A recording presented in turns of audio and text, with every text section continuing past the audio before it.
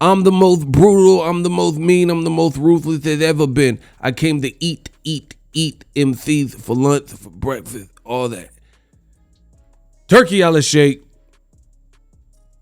he trying to shake things up.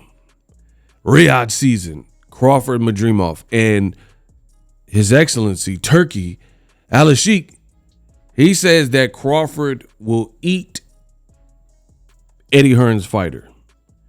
Max, give it 8 rounds. That's what I want to talk about right now in this video. So there's a behind the scenes, if you will, interview with Eddie Hearn and Turki Alalshikh, the lead frontman behind Riyadh season. We got a great card coming up this weekend, headlined by Crawford Madrimov. Interestingly enough, in this interview, we'll say, it's kind of like a sit down. They're on a couch, I believe. And Turki Alalshikh and Eddie Hearn, they're just talking about the card and whatnot. And the part I seen is Turki Alalshikh, I'm just paraphrasing, you guys can watch the interview. He says, I'm surprised you made, I think it was Jared Anderson versus Martin Bakole. And are you a little bit, Eddie Hearn saying this, he's like, are you a little bit nervous about your boy Crawford fighting against Israil Madrimov? And then Turki says, no, I'm not. He's going to eat your boy. Max is 8 rounds.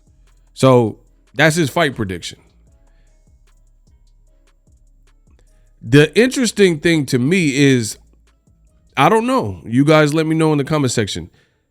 Since Riyadh season is putting up major money to make these events happen and kind of campaigning, it seems almost like a conflict of interest for the promoter to be and publicly have a horse in the race. Now, I'm not saying that when Eddie Hearn has, let's say, Anthony Joshua versus Ngannou, of course, Eddie Hearn wants Joshua to win, right? So he's going to campaign for his fighter. So I understand that. But based on the fact that Riyadh season is like put together by Turki Alalshikh, and he's telling you this guy's going to eat your boy, I don't know. I want to know what you guys think in the comment section. To me, it seems like a little bit gray area in terms of, you know, the conflict of interest thing, because boxing, people feel that boxing is a dirty sport. I mean, it is a dirty sport. Let's be real. There's been corruption. There's been, you know, different things with fixed fights. And I'm not saying that's happening here. However, when there's like, the bottom line is Turki is backing Terence Crawford, and not just Terence Crawford. There's certain fighters that it seems like he's like really working with. So for example, let me show you. I think it's better I show you. So allegedly, this is more behind the scenes. Turki put why Eddie Hearn didn't take the $700, because I guess they're trying to do some kind of bet or whatever. And he's like, why didn't Eddie take the $700? And that's kind of a weird bet considering the amount of money that Eddie Hearn has and Crawford has. I don't know exactly what they were betting, but I'm assuming like the winner or something. That's a weird number, $700, considering they're both millionaires, right? And it says the legend. So he put the legend with Terence Crawford. But there was this other one where he started breaking down, I guess, like, he was just fully supporting Terence Crawford, if you will. Where is it? I think it's this one, to be honest. Okay, we got action. All right, boom. So I'm not going to read the whole thing because the first part has nothing to really do with it. It's like, my opinion, Riyadh season card, LA, it'll be amazing. So this is the part that I want y'all to pay attention to. It says, and I quote, regarding the main event, Madrimov is the underdog. Okay, so no big problem there. He is the underdog. But he's not an easy fight. Again, no problem. If he wins, it will be a surprise. But if he loses, he will lose to a legend. Okay. Terence Crawford, one of the greatest boxers of all time, never got the recognition he deserves. And to me, I disagree. I think part of that is decisions that Crawford made, like spending so much time in top rank and not getting the fights, the marquee fights.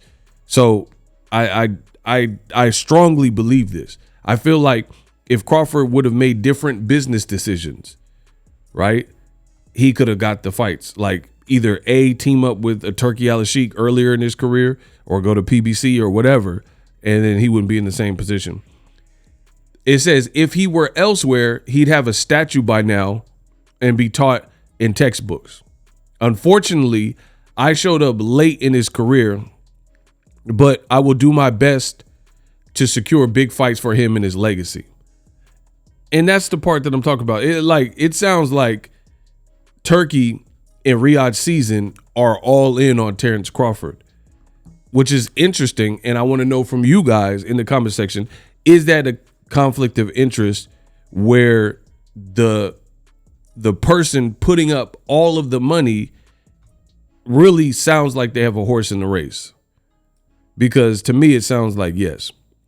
This sounds like Eddie Hearns versus Turki Alalshikh, and they're like silently betting for their guy to win. Of course, Eddie Hearn wants to win. It's kind of like Frank Warren, the 5 versus 5 versus Eddie Hearn, and then everybody's kind of pitching for their fighter to win. And I guess when you have so much bread and you have so much money and you're putting on the show, you can, I guess, make the rules and, hey, I'm picking this guy. I like this guy. I want this guy to win. Madrimov, he gonna get ate up and won't. It's something that I want to talk about because it's something that I've noticed. And he's saying, hey, if I would have showed up in Crawford's career earlier, I mean, me, I don't really like to, I believe in stoicism, so I don't really like to stress over spilled milk. What's done is done. The bottom line is Crawford's career to this point is what it is. It's been what it is. And at age 37, you know, he can only start from now in terms of trying to get the big fights. But make no mistake about it, it sounds like Turki Alalshikh and Riyadh Season, they're fully backing Terence Crawford. Like, I'm gonna get him the biggest fights. I want him to fight Canelo, and that's another thing that's interesting. And again, I don't really have a said opinion. It's just obvious. I see it. You want to lure Canelo Alvarez to fight Crawford, but you're like, Crawford the legend. You know, Crawford, he belongs in the history books, and they'll build statues. So I feel like even the Canelo, despite him being so big, since he hasn't formulated this relationship with Riyadh Season to this point, then it's almost like if Crawford gets past Israil Madrimov, that Canelo would be, even though he's the A side, if the money is being put up by Riyadh Season, and Riyadh Season sounds like they're fully backing Terence Crawford, then Canelo would kind of be at the deficit. So I don't know if that Canelo Crawford fight will happen, because Crawford, he says he wants it. Canelo's already shot it down, says it's really a no gain, no win situation for me. And now on top of it, from what it sounds like, even if Crawford gets past Madrimov, you would be going up against, you would be like almost on enemy territory where the promoter, nor Canelo hasn't really been in that position. For example, let me break this down. Don't get all, you know, irate. I break my stuff down. When Canelo was with Golden Boy, he's the cash cow. He's the one producing the biggest cards, the biggest live gates for Golden Boy when he was with them. So, of course, at the time, Oscar De La Hoya, I do believe, and Golden Boy, they're wanting Canelo to win. That's just common sense. He's the breadwinner. Same thing with when Eddie Hearn was working with Canelo Alvarez. Of course, he's like, yeah, I got a star in Canelo. You're not going to want Billy Joe Saunders or Liam Smith and all these guys to beat Canelo. And then same thing with PBC. You think PBC, they have established this relationship with Canelo and they're putting on fights, the last fight, Munguia, and then this fight, Berlanga, which are two DAZN fighters. Why would PBC want the DAZN fighters to beat and unseat Canelo Alvarez? Kind of common sense. So now that it looks like His Excellency Turki Alalshikh is fully vested in Terence Crawford, and if he's putting up the money, for Canelo Crawford to happen, if Crawford gets past Madrimov, because I don't like to disrespect opponents that are quality opponents, you know, then it looks like Canelo would kind of be at a deficit there. He would be at the deficit where the promoter sounds like he wants Crawford to win. And it's not just Terence Crawford, because I know some people are like, oh, blah, blah, blah, blah. It's not just Crawford, because in this sit down, you have Eddie Hearn and you have Turki Alalshikh, and then he was talking about Jared Anderson. So it sounds like Turki Alalshikh is like, he has his own little army of fighters, and he's in essence almost like a promoter, like Frank Warren, because he's not just putting up the money. He sounds like he's picking sides, because in the conversation with Martin Bacoli, he was saying that Jared Anderson will do the do, and then Eddie Hearn's arguing for Martin Bacoli. So it's just an interesting dynamic that I wanted to talk about right here on my channel on Boxing Ego, because I haven't really seen this. I haven't seen somebody come in to boxing, you know, put up some good matches and host these fights with this type of money like he's doing with the UFC as well, and say, I'm going to change the game, but then also opine on like some of the outcomes without necessarily being the direct promoter. Again, it makes sense when you're Eddie Hearn and you have Matchroom and you have Anthony Joshua.